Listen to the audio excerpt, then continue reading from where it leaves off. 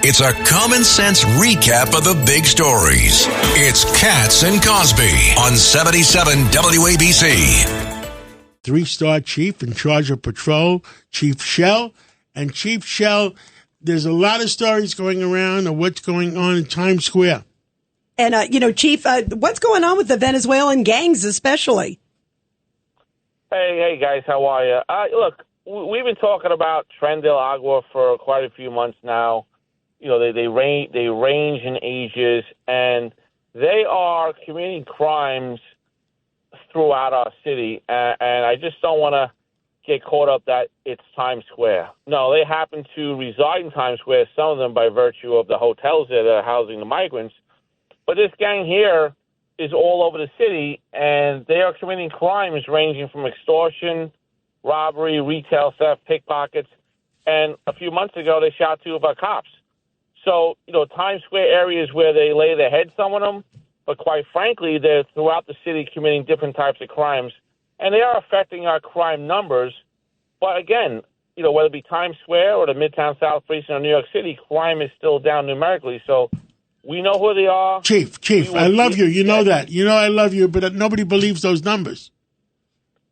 Well, listen, the numbers that we put out in the police department are scrutinized heavily. We take a lot of pride in reporting those crimes. I respect our police department. I'm going to have to respectfully, and I love you, disagree with you. I respect our police department and love all our policemen. I love you. But I think some of our officers, I'm not going to say who or what, some of our officers, they don't want to make certain arrests. Well, now I will push back on that again. 31 years of the most enforcement, whether it be quality of life summonses and arrests, in 31 years. I agree at least 30 of those 31. Okay. Well, look, all kidding aside, at the end of the day, we could talk about it back and forth all day long, but, the cops in the city, the worker bees, if you will, they're holding this together for us. Yes, really they are. are. They are terrific. I 100%. And Chief, why don't you opine on what's going on in Jackson Heights on, what is that, Roosevelt Avenue? So Roosevelt Avenue is a combination literally of 2 precincts that are split by the yellow line there. And they've had a large influx of migrants. I think the biggest community in the city that's got a lot of the migrants in their area.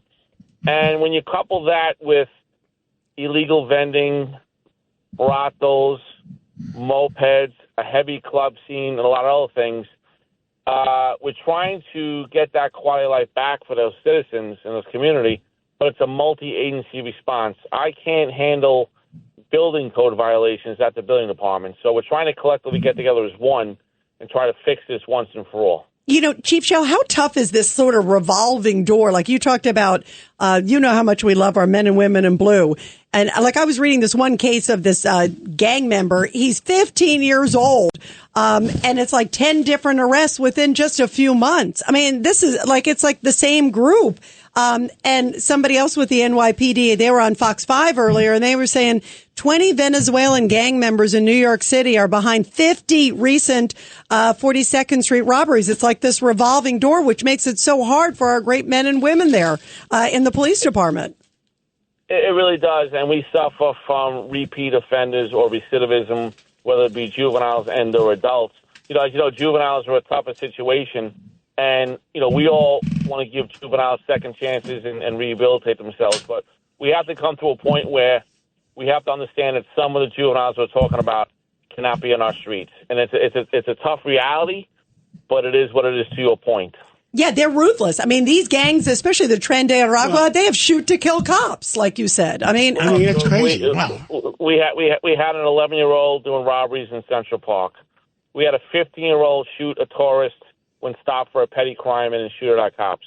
So these are the juveniles we're talking about that need to be removed from our streets and hopefully rehabilitate the right way. But we can't just universally think all juveniles are all kids and they make mistakes. No, we know that, Chief. And when I was with President Trump, what was it, a couple of weeks ago, I said to him, before you talk about moving migrants out, why don't we move out the criminals first?